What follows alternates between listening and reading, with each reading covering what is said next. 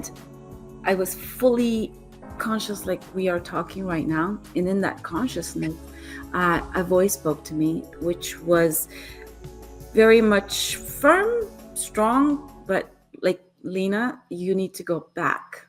And I didn't really comprehend it, but I knew what was being told. But I was told to come back, and I was told to come back because A, it wasn't my time, and B, my kids were waiting for me.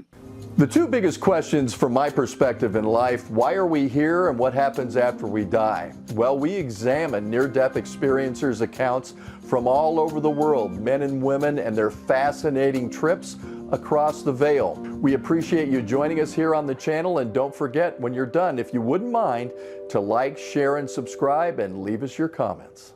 Welcome again to What's Death Got to Do With It, our podcast here on the Near Death Network. My name is Mark Lewis.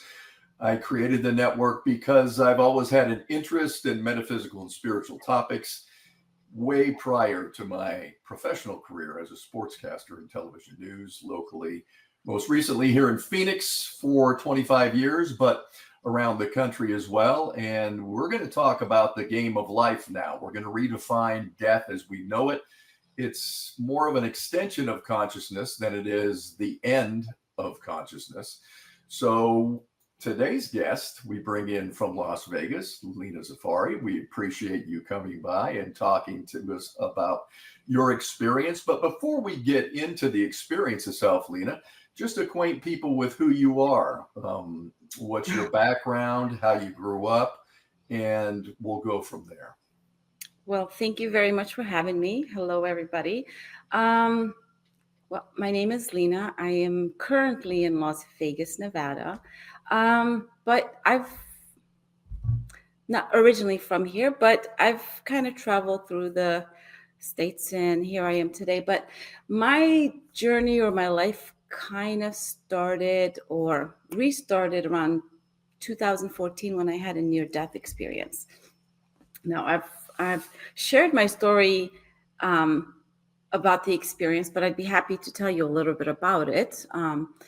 Essentially, I was a pretty healthy person, no health issues, nothing, but I wasn't, hindsight now, at the time I didn't know, but I wasn't really living into alignment with my own soul. I was in existence.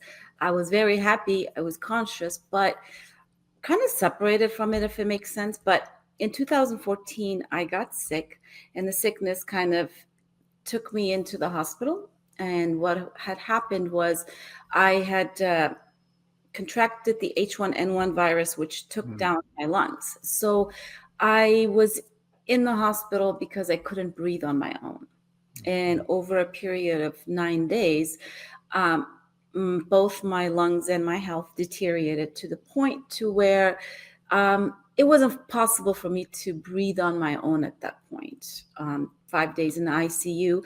As you can imagine, the hospital did everything they could to, help me, but with lungs kind of dying out, it's really hard to bring, heal lungs, both of them.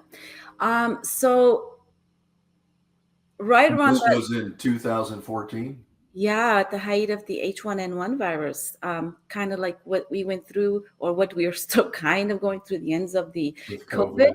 Yeah, very much similar, because that too also affected and attacked the immune system and the lungs, causing the breathing. And that's kind of what COVID is, more of the heart. But with that, it was the lungs. But so I had what I now call a death experience, because my physical body was deteriorating, but my soul wasn't.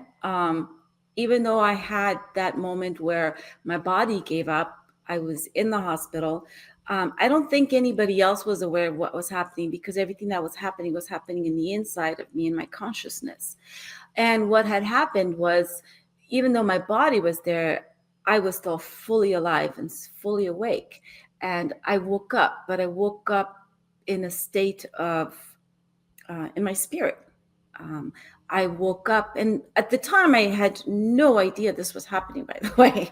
I had no language, no words. So I'm telling you a story now, looking back as what happened, but I woke up, and when I woke up, I realized, just like I am speaking with you, I was in this conscious state, like, oh, I'm up. And I looked around and I noticed where I was. I was in the ICU. And I also happened to look to my right, and I saw my physical body to my right, which is called out of body experience. But at the time, it was just like, oh, there's the body, but I'm here. So the near death experience was very much on the transcendent side, meaning I didn't really have the normal life review or conversations with any loved ones that had moved on, or pets, or even any spiritual beings. Nothing. It was just very much, I consciously woke up and I knew where I was. I knew what happened.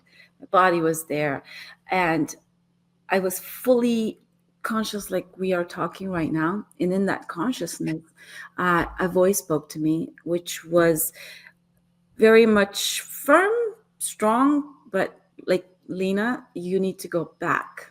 And I didn't really comprehend it, but I knew what was being told. But I was told to come back, and I was told to come back because A, it wasn't my time, and B, my kids were waiting for me. So at the time, I had two children. My son was about to be 5, and my daughter was still 18 months old. So, I was a mother devoted to my kids, and I was living for them. And when I was abruptly taken away from them, it was very soul stirring for me. Was it distressing for you from the perspective of the consciousness looking back at the body, or you didn't have any alignment with the body? How did that work for you mentally? Oh, it's so weird, because now that we're talking about it and questions come in and I have to put words to it, to the experience, there was, when you're on the other side, I can speak for myself. On the other side, the only thing I experienced was everything on the positive spectrum of emotions, meaning I felt love, I felt light, I felt just peace. I felt there was no yearning, there was no loss, there was no fear, there was no pain, there was no nothing. Everything was inside the body that was laying there. I was love, in the presence of love. And I was looking for my children, who also were my love. They were love. So, I was shown the two of them. And when I looked at them, it was almost like, I don't know how to explain it beyond being outside in a regular, normal sunny day. And then for a split second, the sun kind of hides under the clouds, but then the sun comes out and it just brightens up. It was that sort of a feeling, like the sun came out when I saw them. It got brighter, and it was just magical. But it was just normal. It wasn't like, So seeing them really affected me in a sense, because the voice was still reminding me that I needed to come back. So who was the voice to you? Was the voice you, or was it detached from you? Do you think it was your higher self? Oh, wow. So the voice at the time was an outside voice coming to me, but it wasn't coming through my ears. It was coming from inside me, if that makes sense. Mm-hmm. Right? I knew it was coming from outside, but I felt it and heard it inside, because there was no conversation. Like telepathic. Yeah, but I could hear it. It was almost audible. It was audible. And at the time, it was just the sound of, it was like a maternal sound. It was the sound of a woman. It was like authoritative, loving voice. Now, when I look back, and because I've talked about it and I've been asked this question so many times, so I've had to really who was that voice? And what I come to understand now is that voice was me in my higher self, me maybe in my future self, kind of like me that I'm now, kind of calling myself back to me. So that's what I take it to be. So, in many near-death experiences, as you just articulated, a lot of people hear deity, or they hear relatives, or they hear both. They hear Jesus, they hear Muhammad, they hear Buddha, they hear whatever the archetype of their particular deity would be. But in your instance, which I find fascinating, it was essentially your own higher self voice guiding you back. But you did say, I know, when I read one of your interviews, that there were many lights that you saw illuminated, almost like flames. And can you Ooh. talk about that? Because to me, that goes to a higher purpose of people praying for you and people who wanted you to do well, and that you could experience that love palpably. Yeah, so that was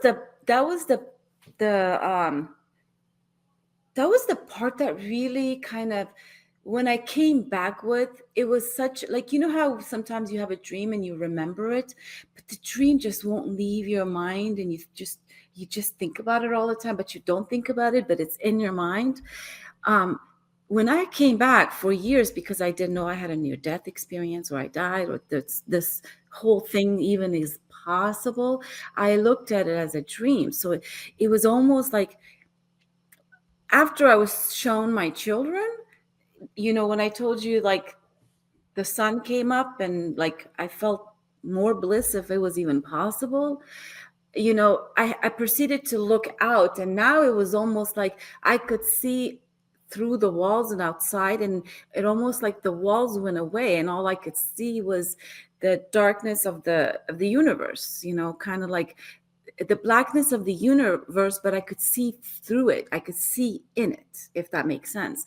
Because when I looked further out, although it was dark, what I was able to see was like people sitting in like a stadium, like setting, kind of like rows of people, but all I could see was their silhouette, like silhouette and dark, right? So when you see something from afar, I couldn't hear them, I couldn't see them with my eyes, but I could feel it. I could feel something. And what I was feeling was they were praying. They were in prayer, praying for me, but they weren't. Okay, so I come from a Muslim background. They weren't praying like traditional, normal prayers. Like, they weren't doing the namaz, They were just sitting there in silence, in presence, but their hearts were praying for me. And that's how I now can articulate it. So I felt their prayers. I felt love from them. And in that moment, it was almost like I started to recognize them as people who were gathered around me at the time while I was in a hospital, because I recognized them as family and friends here. In the 9 days that I was in the hospital, I had a lot of family and friends. We have a lot of family and friends in where I was. So I had a lot of visitors, but I wasn't conscious. I don't remember anything. I have no memory of being in the hospital. But when I saw them there, I recognized them, and I realized that they're praying for me. And in that moment, it's almost like my ability to see them, because I wanted to see who they were, I was able to just look at them, and my looking at them is almost like it rose them up and brought them closer. And in that process, like, for me to look at, I could see who they were, but instantly, like, they would disappear and turn into the flame of a candle. Like when you light a candle, the flame is always the same size. You can put 100 candles, different shapes, colors, and size, but when you light them, the flame is all the same. And that's kind of what I was seeing with everybody, that everybody that I was looking at, no matter who it was, what they were, inside they were light. And that's how I perceived it. So that is something that stayed with me and affected me, and I didn't realize it later on. But yeah, that, and then seeing my children and hearing the voice say, "Leena, hurry up, you got to come back." Like, you have to make the choice. And this was another thing that really stuck with me is the voice kept telling me that I had to choose. Like, they couldn't just send me back. Like, I had to choose, and I had to choose quickly. And I don't know what happened or at that point, because I don't remember making the choice. It's crazy, right? Obviously you chose to come back. Yeah, like, I don't even remember choosing. I just remember like being vacuum sucked back into my body. And it's interesting because even when I came back into my body and I woke up physically in my body, like at some point I opened my eyes and I started talking, I didn't consciously come back. I have no memory of it. I came back into my body. I spoke. I was hungry. I asked for food. I ate. I had conversations, but I have no memory of it. And the only reason I know all this stuff happened is because at the time, my husband took a photo of me eating a burger and fries and a drink in the hospital bed, time-stamped and dated. And, at the time I didn't question. At the time he didn't question. At the time the hospital didn't question. Nobody questioned the big question. Like, wait a minute, this girl had 2 lungs that were no longer working. She wasn't able to breathe. She's been in the ICU for 5 days, completely like out of it. And now all of a sudden she's sitting up eating and talking, and they discharged me the following day without any kind of conversations, as you can imagine. And, me growing up and being who I was never spiritual. I was never religious. Like you said, I came into this world very consciously open. I've had numerous experiences as a child that now I can look back and say, oh my God, that was an OBE, that was an out of body. Oh, I had a near shared death experience. But I was having all these experiences as a child with no explanation, no conversation, and nobody around me ever had it, or nobody around me ever talked about it. And when I would say something, it was kind of like, that's weird. Don't say that. So you never had any frame of reference because Nothing. Nobody gave you a frame of reference. Did you say you had an NDE as a child, or was it an STE, or was it both? Oh gosh. Well, STE by definition is considered a spiritually transformative experience, which can come in multiple ways. And I've had multiple of those without the knowledge of it. But from what I've asked and gathered and heard, I kind of came into this world in a crazy way. I came in to the world. I believe I had a near-death experience, but I have no memory of it, no knowledge of it.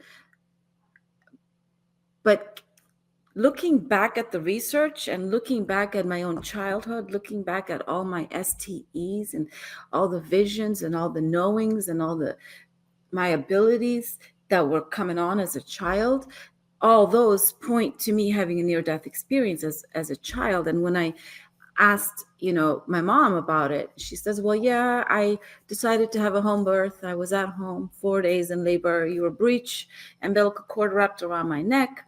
And finally I was, I came into this world through some, I guess, shaman or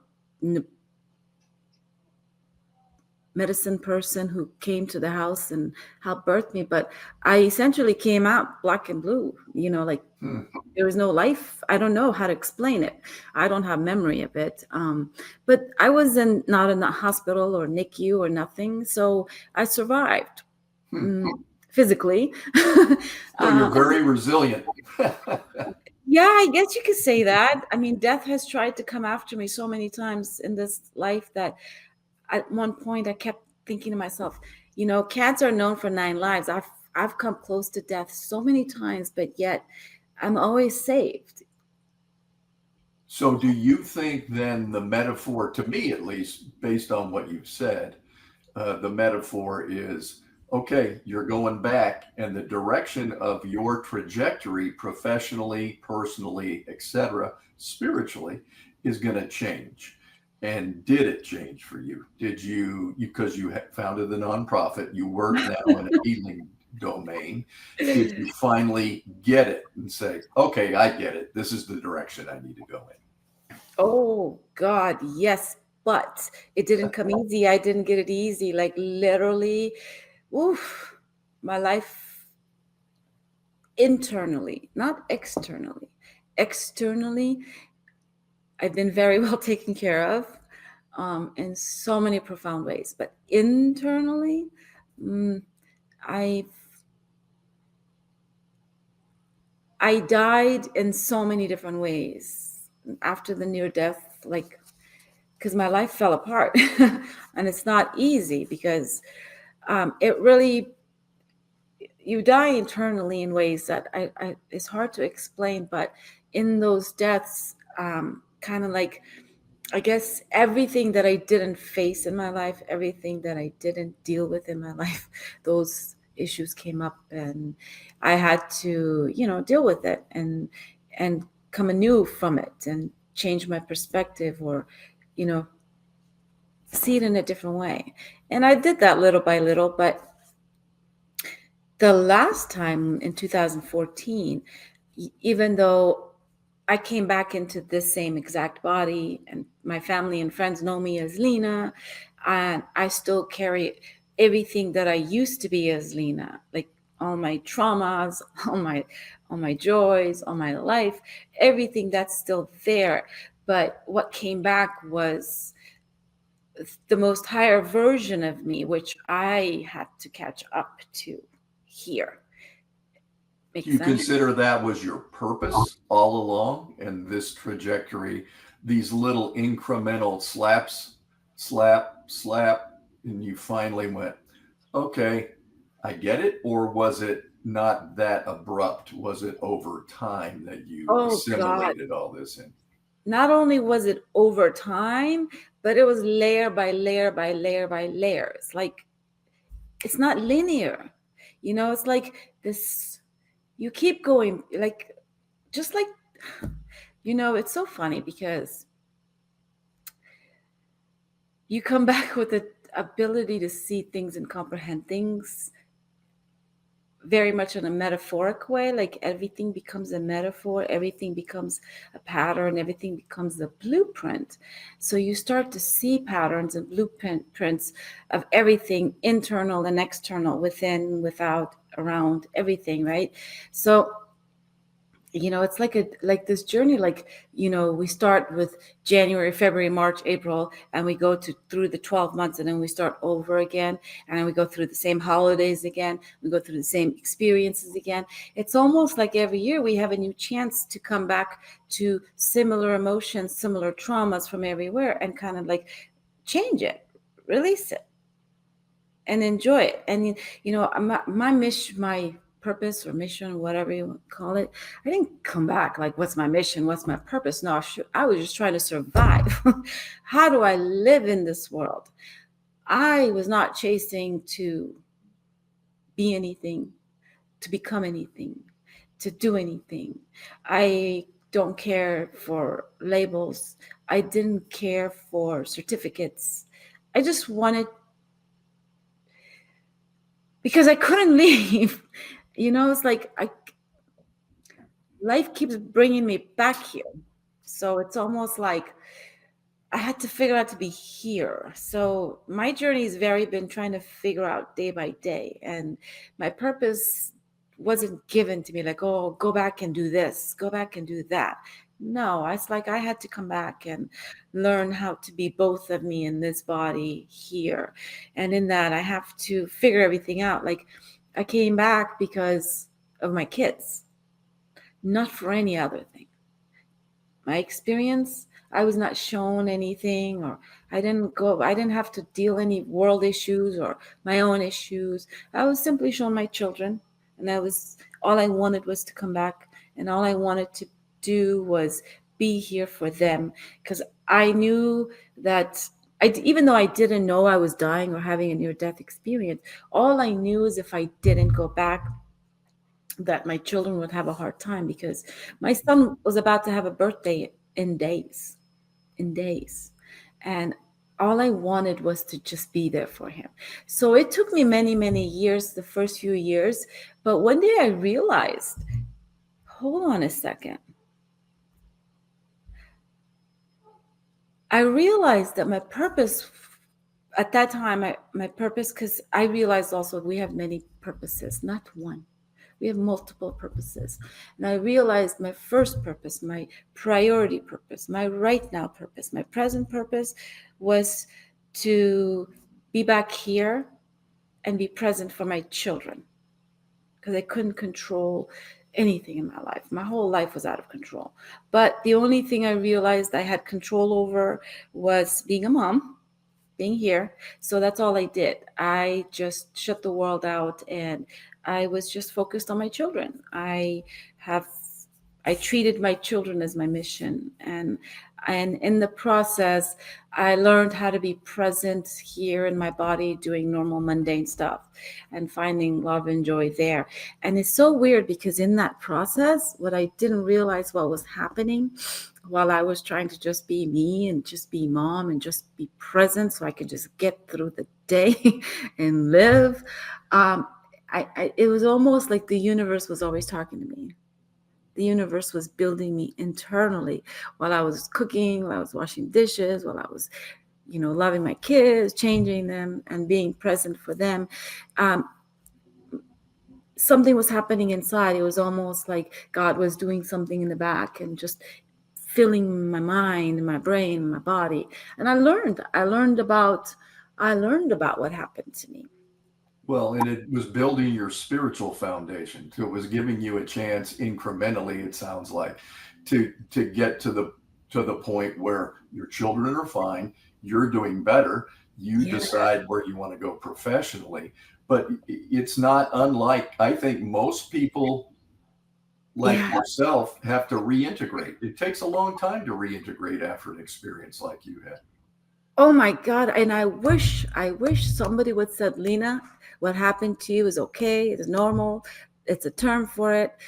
It can take 5 to 10 years to integrate. Take your time. Here are some resources. Go at it. It would have been different. But I came with blindfolds and I could see through the blindfolds. It's like even though my eyes were closed, even though I had no idea, I could see everything. I understood everything.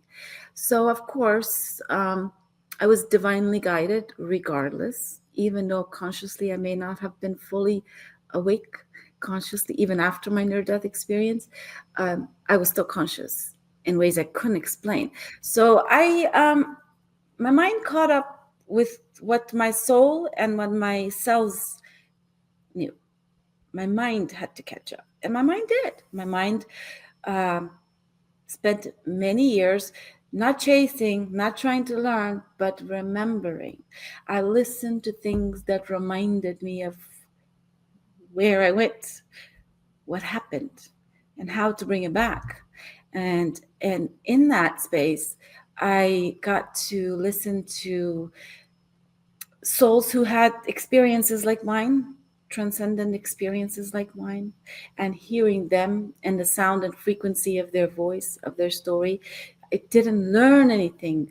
I went inside my own and I understood through their sound.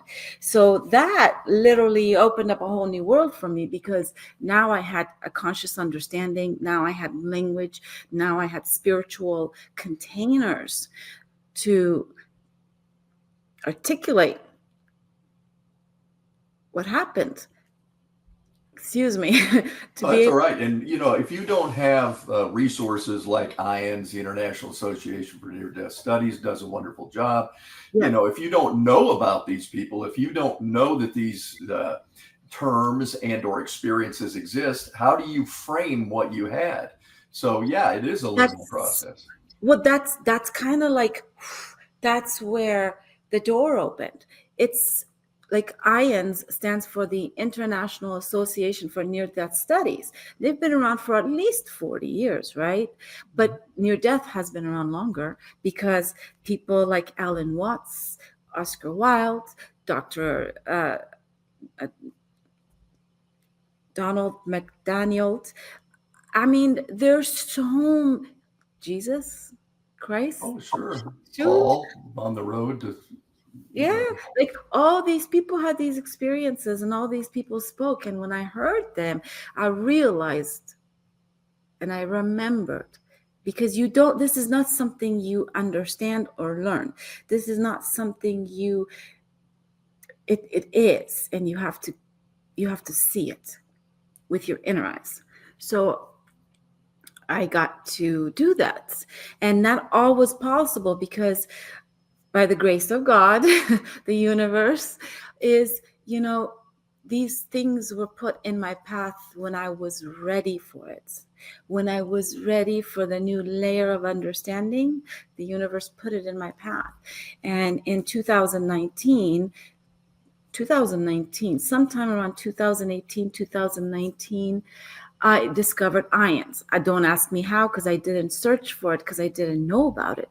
But if I found it, and when I found IANDS, it was almost like, poof, that, I don't know, magic. it all made sense then. Oh my God, I'm not the only one. Yeah. I'm not the only one.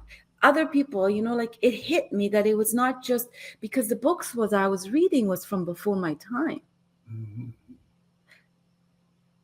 Now it's like, wait, there's people now too. It's not just contemporaries. It's not just mythical beings. It's not just ancient books. It's not just those. Like Rumi, for example, all his poetry is all about this. Yet we don't know it because it's disconnected. But anyhow, it was through IANDS that I discovered all of this, and that became my calling, my second calling, which led me to understand the power and understanding the power of ignition, the power of activation. We get activated, we activate each other. I've been activated many times in my life by other humans, by other souls. And I realized that when you have an experience like this, you have been activated, and now you are an activator. Like I am an activator. Like I have the ability, not because of my conscious mind or who I am or what I do, but by the energy and the spirit that I have touched and been touched by, and the stories that I share, it activates something in others, right? Like the way I have been over and over again. Activated meaning another layer of remembrance. It's like I'm able to open up another layer of remembrance into who you are, or whoever, right? So that became my second mission. And then that process, of course, I started my own nonprofit, a local chapter of IANDS called IANDS Las Vegas, which there are chapters throughout the world. There are many, many chapters all over the world. And I just happen to be one of them here in Las Vegas. And basically that's all it is the only intention I have with that is to just be that one person that I want to, like, I guess, to be that same voice that I heard that helped me on my path. Well, you can give people a safe haven, people who have had similar experiences, but then think, maybe I'm losing it. I don't really know how to relate or how to characterize this. But if you can breed some familiarity with somebody and say, no, you're not crazy. These things happen, whether it's an STE or an NDE, or if it's something as simple as being more mindful, like you quoted Rumi. Rumi has us be mindful all the time. Be mindful of selflessness. Be mindful of we are the one.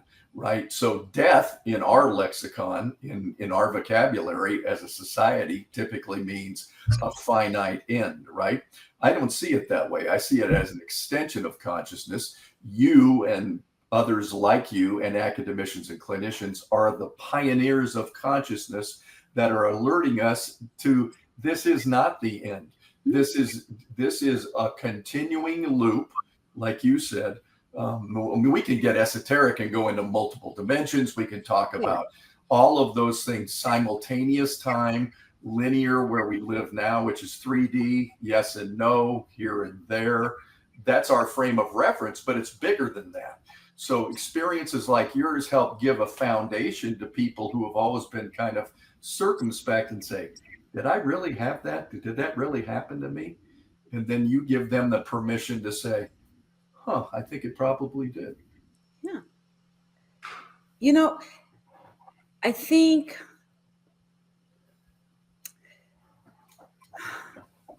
my life has been a series of all kinds of spiritually transformative experience, meaning moments where I witnessed life in ways that defied life and logic. And it turned my brain into mush, and it confused my mind. It completely, it's almost like I have a part of me that lives here in the world, but then there's this part of me that's on the other side. And it's almost like I've had to choose to be either in this or in this. And it's been very difficult because without having a conscious understanding, it's almost like, your 2 feet, they have to work together in order for you to move forward. Like Right. I had to be conscious of both sides of me in order to be able to be in this world to move forward, because it was almost like I either struggled to walk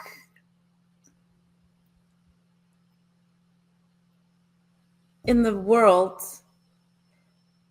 detached from my soul because I couldn't handle and comprehend the world, because the world,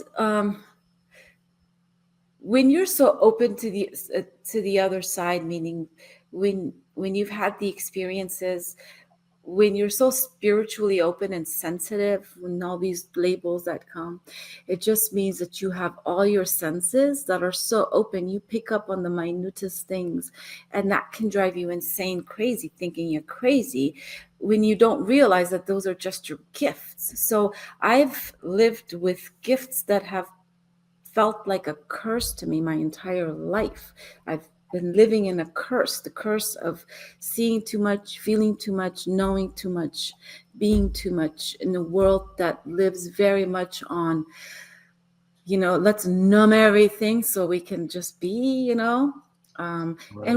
and it's not anybody's fault, but I realize now, seeing it, that's what we do to each other. We come into this world not remembering, but then we are walked out of the memory of who we are and what we are by the very people who are supposed to, care for us, even though they think they're loving you and protecting you. But we're essentially told to look outside and to please outside and to, wait for outside permission as a child, and then all through youth. And then as adults, we're like, okay, now go love yourself. Really? I spent 18 years listening to my teachers telling me I'm wrong, and the only time I'm right is if I follow what's been said. Parents, you're only good if everybody thinks you're good, like out external approvals. We chase external approvals. We're Yes. external approvals. And Not that's why it's very important, I think, at least from my perspective. And, I was a linear, straightforward sportscasting guy my entire career. But I've always, as you and I visited before the show, always been a metaphysician, always interested in spiritual topics. However, those weren't germane to telling the highlights of a game, right? So I'm not going to get into esoteric topics because it has no place there. However, people like yourself who have had gifts, your entire life, and you're told to keep them down, keep them down, keep them down. And then you have this revelatory experience in the hospital where you now even are more omniscient. Now you're more in tune with your soul. So that tug of war is going even more forcefully, saying, you got to come over here. This is the truth. And then you're saying, but I live here and these people are going to ridicule me. If I come out and start talking about this, I got to push it down. I got to keep it low. because if they're going to characterize me as crazy, somebody who's totally wacky. So you have to learn that integration in the familiarity. And I think what you had talked about with IANDS is you find people who are in your pack. These people are in your pack. They understand your language. They understand what you're articulating. But for us to grow the environment around us, we need to have people who have not had those experiences listen and convince them at least to listen to your soul, listen to your heart. Don't be afraid to follow it.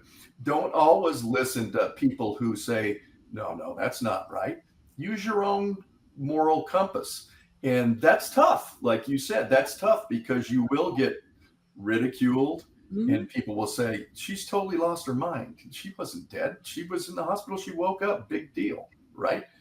They're going to minimize it. And when at the beginning, when I did, like, I was like, yeah, hey, this happened. And I was telling, I don't remember who I told because it was very foggy. It was kind of like, oh, that's interesting. It was probably all the medicine, all the drugs that they injected in you in the 5 days that they were trying to save you. And that totally made sense. It made sense. Dude, I was dying. I was in the ICU. They probably pumped my body with God knows what trying to save me. Who knows? And my body reacted. But let me tell you something. It's not a dream. You are more conscious, more alive, more awake than any moment I was fully alive here. And so now we get to today. So what do you do with all this? How do you package this up? Who is the new Leena, professionally going forward? Not the new Leena. Actually, it's the original Leena who's coming out, right? Yeah. Who was stuffed down in, but now made her way back out. So what is your mission now? What is your call to duty now? My call to duty is saying to just, it's funny because we get like direct downloads and we get direct directions on things, which even that took me time to understand and follow. But now it's like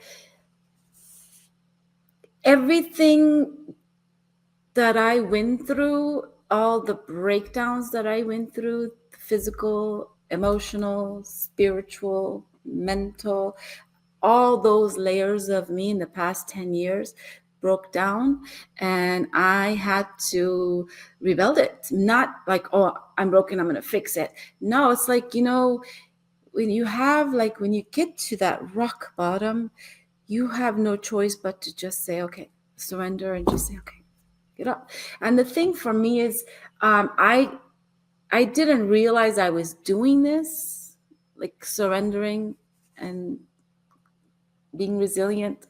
And no matter how much everything, internally fell apart from me in trying to understand this world, I always reminded myself, well, I'm here to take care of my babies. I'm a mom. I'm gonna go cook. Gonna do my normal thing. And somehow that got me through humps and got me through stuff. And, I realized and I learned very quickly that my sensitivities was so sharp that I couldn't be reckless or careless about where I placed my focus, my attention. And so I was very, very conscious. Every day became a choice for me. Every activity became a choice for me. And I had to choose little activities day by day. And now looking back, those little choices, I'm like, wow, a lot has happened. So by tuning in, by following my heart, by listening to what fed my soul, by keeping my energetic, internal conversation, internal emotions, my own spirituality in my own space, like going within. I went through many years of isolation, the kind where you choose yourself, not, I couldn't be around people. I couldn't be out in the world. just couldn't. But that also was the beauty, because what were you going to do with your day all day? You got to somehow, I learned things, and I read all kinds of amazing books and things that resonated with my soul, not with my mind. And in that process, the nonprofit is something that I started. I'm working on a couple books right now. I co-authored a book a few months ago, and so I'm speaking. I'm being called to speak. I'm being called to share. And let me tell you something. For somebody like me, an introvert who's coming out of isolation, last thing you want to do is put yourself into the public and talk. And because that's quite vulnerable. But you do it. But in that process, I do it because I have so much healing to share. I have learned about how to bring my own mind, body, and soul into alignment. And as a result, I started my own, center called Mind, Body, and Soul Alignment Center, because when you bring your mind, your body, and your soul into alignment, that's where you tap into your own wisdom, you tap into your divine. Has nothing to do with your beliefs, has nothing to do with your religion, has nothing to do with life. It all has to do with your internal.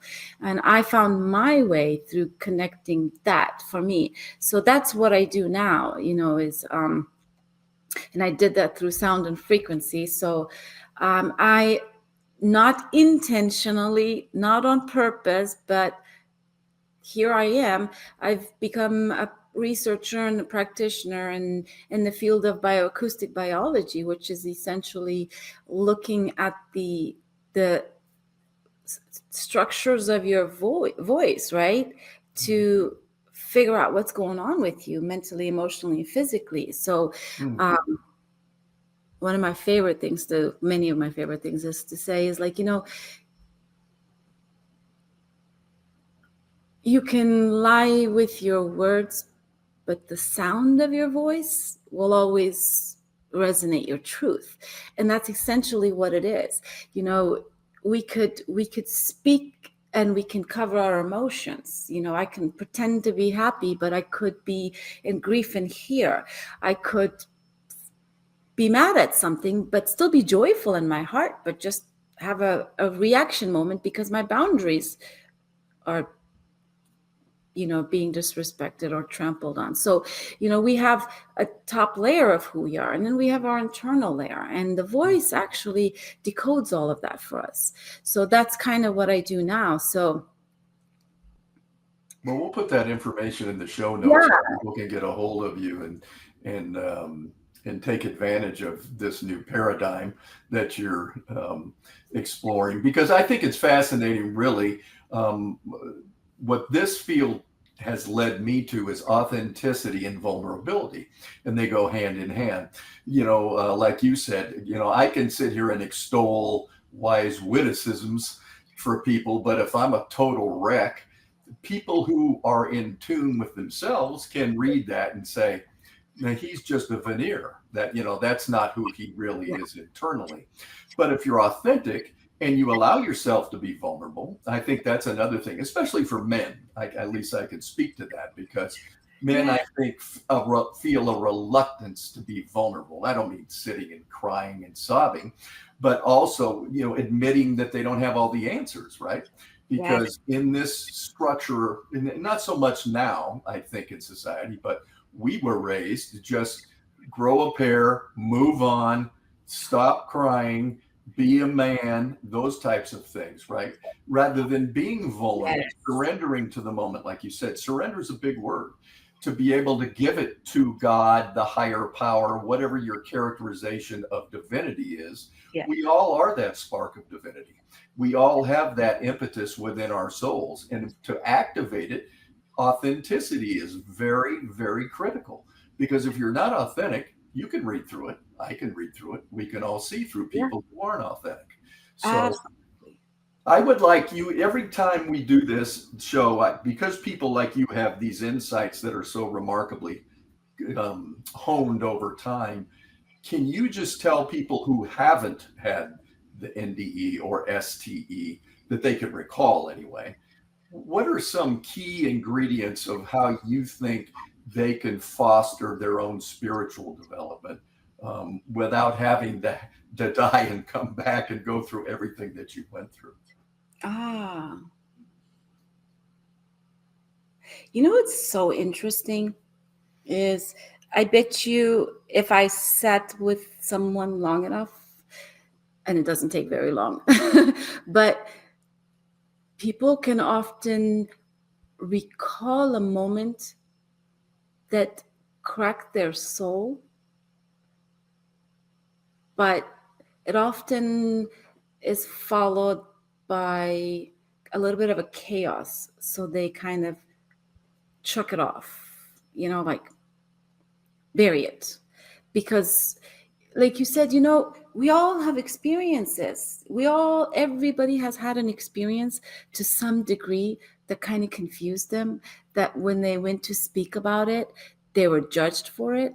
It's often those experiences. And it's not something that you have to mentally conjure up. It's when you shut your mind and you sink into your heart and you think about when your heart was moved one way or another, but usually towards some sort of love.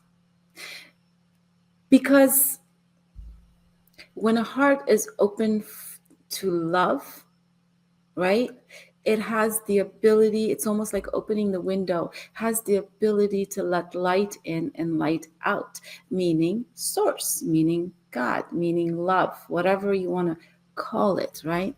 It's when the heart is closed from pain, from trauma, is when we guard it and we don't allow anything in and out, is when life becomes difficult. So to say, you don't need to die to connect with your heart. You connect to that through love. And I don't mean romantic love. It's not just romantic love.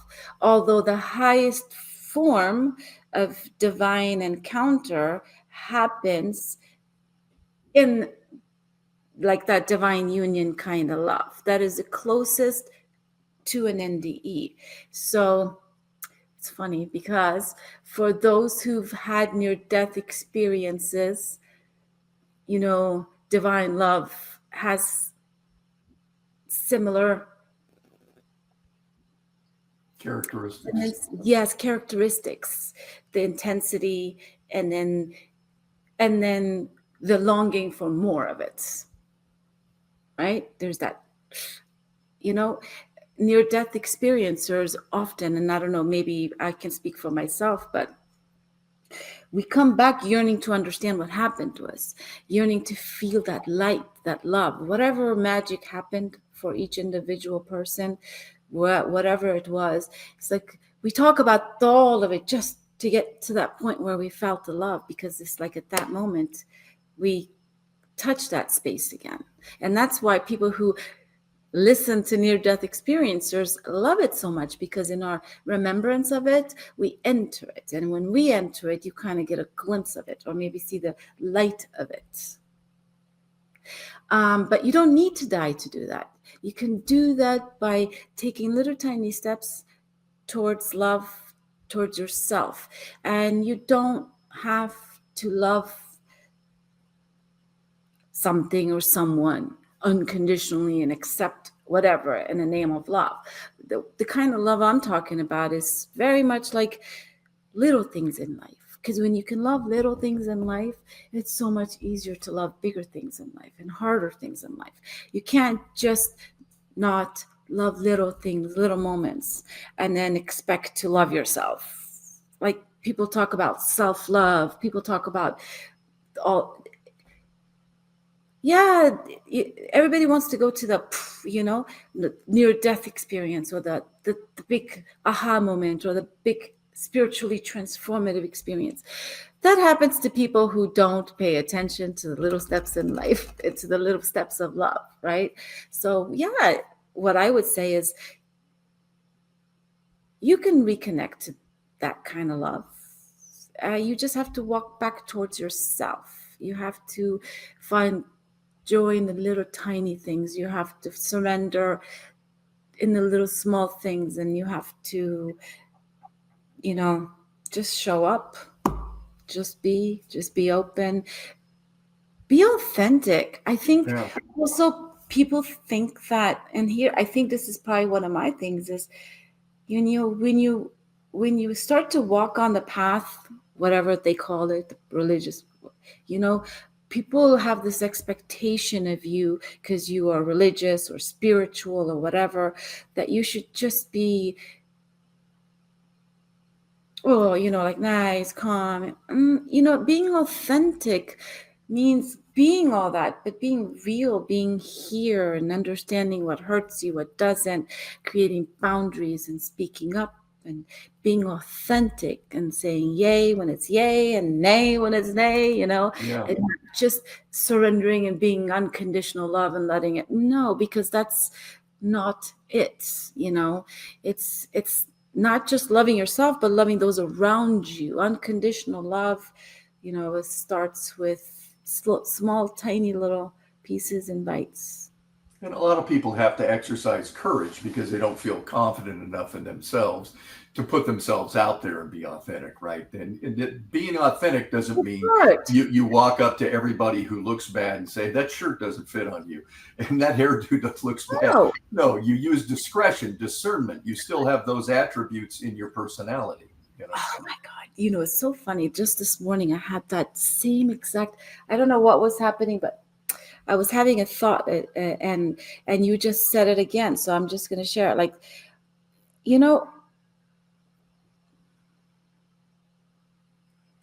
being authentic and means being honest, and being honest doesn't mean being I'll say a nice word, being mean. You don't have to be, like when somebody does something nice for you, for example, and you're caught, do I be authentic and nice and say how much I dislike it? Or do I just pretend and be like, I love it. Yeah, thank you so much. This is the best thing. Because that's where people get lost. Like, what does that mean? How do you be authentic? Well, here's how I see it. Being authentic means being real, being honest, and being kind.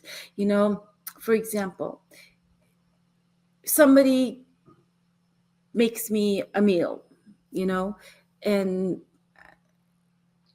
I'm going to be authentic. I'm not going to force myself to eat something that's gross or, like hate it and be like, oh, this is disgusting. This is gross. You could be nice and you could be authentic and you could say, use your other senses. Remember, we have multiple senses. Just because something tastes bad and you think, oh, this is disgusting, I don't want, that's me. Like somebody like that, or somebody took the time to get that for you or make that for you, and you're like, oh, this is gross, I don't want it. That's kind of mean, but you're being authentic.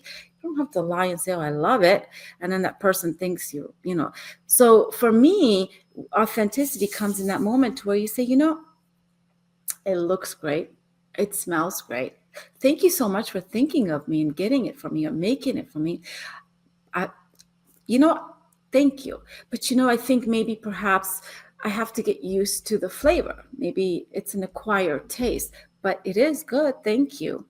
You know what I mean? It's like there's this level of authenticity, and I think it takes a conscious awareness of being present with yourself and the person and the activity at hand to be able to be authentic, to deliver what you truly authentic feel about that moment, which is, I really don't like it. I don't agree with it, but I can understand and see your perspective. And yeah, you are right. I can see why you would think that, and I think that's what's being lost in conversation. Well, and if you didn't have the life review, which I think statistically, IANDS says anywhere from 60 to 70% of people who have NDEs have the life review. But in the life review, so many times, it's the little benign acts that we think are benign that are the most powerful, right? So like last night, I worked part-time at Home Depot in retirement, and a little girl came up to me. She was 5 years old, and we were having a discourse, and she was so cute. And I said, I just hope you have a great Christmas. She goes, would you like a Tootsie Roll? And she gave me a Tootsie Roll. How sweet is that? I mean, a small act of kindness like that is an illustration of creating an atmosphere in a discussion that's just very pleasant, in acknowledgement of something that somebody would have said, "Ah, that's just a superfluous little stupid act." No, it wasn't. It was an act of kindness on her behalf. And oftentimes in the near death life reviews, it's those benign things that we did, where I reached out to you on the playground in second grade and stood up for you when people were bullying you. Yeah. And then we went on with our lives and we never even thought about it, but it helped restore your faith in humanity. So then you became philanthropic. You went and founded an organization that helped so many people. But conversely, if I ridiculed you and I was on the other side, I would be a part of, maybe perhaps you had anxiety going forward, you had a tough time adjusting to your peer groups. So we need to be covetous of what we process. And that's me, that's all of us. Each day, each thought better than the last, right? Make each thought better than the last. Oh, there's so much to unpack and talk there. We're such multidimensional beings. Mm-hmm. We have so many different layers to us. We have our mental layer. We have our emotional layer. We have our physical layer. We have, there's the biochemical, electrical, humans have the ability to connect and heal from so many different layers and ways. Do you know what I mean? Like, yes, it's not all just mental. I think when we tell people, oh, you have to change your mindset, you have to think better, and they try and they can't, and it makes it worse. I think personally, to me, I think a lot of people are missing that part of it. And I say that with hesitance is because, yes, we have the ability to stop and make a conscious decision and say, I'm not going to do that anymore, or I'm going to start doing that, or that wasn't nice, or that was this, and think about it here and then make a decision from here. Or, but there's also the emotions, and if we don't learn to use this mind to sit in the emotions and talk to our emotions, our own feelings, and check in, and I guess parent our own emotions, because somebody else can't parent your emotions. Even your own parents can't parent your emotion. I'm a mother, and I can't do that for my child, but I can teach my child how to do that for themselves. But that's how we do it. And then there's also the physical body. Look, we put so much pressure on ourselves and on people in society that they have to think better and they have to feel better and they have to do better, right? But sometimes, the need is in the physical body, because if the body is out of alignment, if the body is not taken care of, the mind and the emotions don't have even an opportunity to even get in the brainwave to think positively. And what I mean by that is, we chase mental and emotional. Everybody's teaching mental and emotional something or another, right? But what if your physical body is the pathway to your mental and emotional, right? Maybe we need to think about, okay, what is this human physical body made up of? These are made up of hormones, enzymes, minerals, salts, right? All these things are like an ingredient.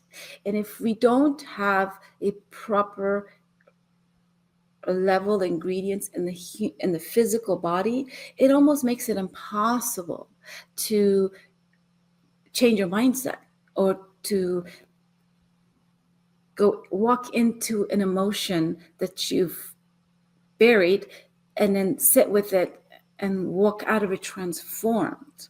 It's a multiple layer, and that's what I do as far as what I believe, like what helped me and how I help people is understanding those three layers, and it's not one or the other, it's all three. You have to connect the three in order to do all that. And to just tell people, oh, you got to think more loving thoughts and that's how you change your life. No, because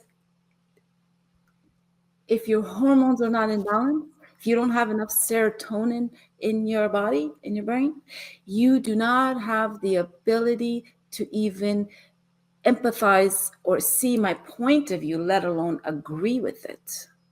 It's not chemically possible within you to do that. So that's why we have a lot of problems in this world. It's like we're not understanding the real path to healing, which we are all able to do, every single one of us. Yeah, it's a holistic balance, right? Yes, harmony. Yeah.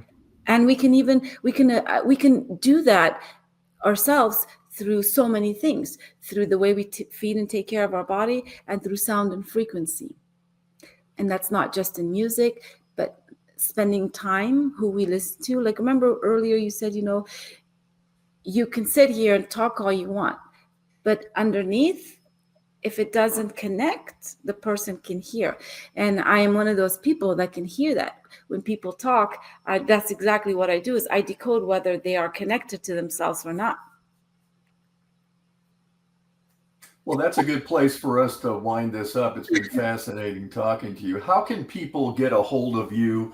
What is your contact information? And we'll put it in the show notes as well, but just let them know now. You can contact me, literally just my name, Leena Zafary. My nonprofit is IANDS Las Vegas.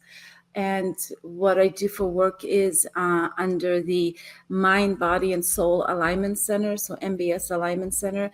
But I'm pretty easily accessible. My name is, you can just search me, and I will send you a link to how people can connect with me and learn about the work that I do. And if they resonate, get in contact with me. Well, it's been fascinating talking with you and getting to know your story. And Thank you. We look forward to doing something else, because I know, like we visited before we came on, we could talk forever. But next time, maybe we'll break it out more into the actual discipline of what you're doing from the standpoint of holistic health, like you were winding up talking about. What you're doing with frequency and vibration, because again, just going back to an analogy, if you go to tune in a radio station and you get static, you have to keep moving the dial until you can hone in on something, right? So the vibration, the frequency are critical, as science is telling us now, multidimensionally, that we're living in simultaneous existences. But we'll have to save that for the next show. Oh yeah. There's definitely a lot to unpack, but this has been fantastic. Thank you so much for allowing me to share my story, my energy. You bet. Yeah. It's been a pleasure. Thank you. Thanks.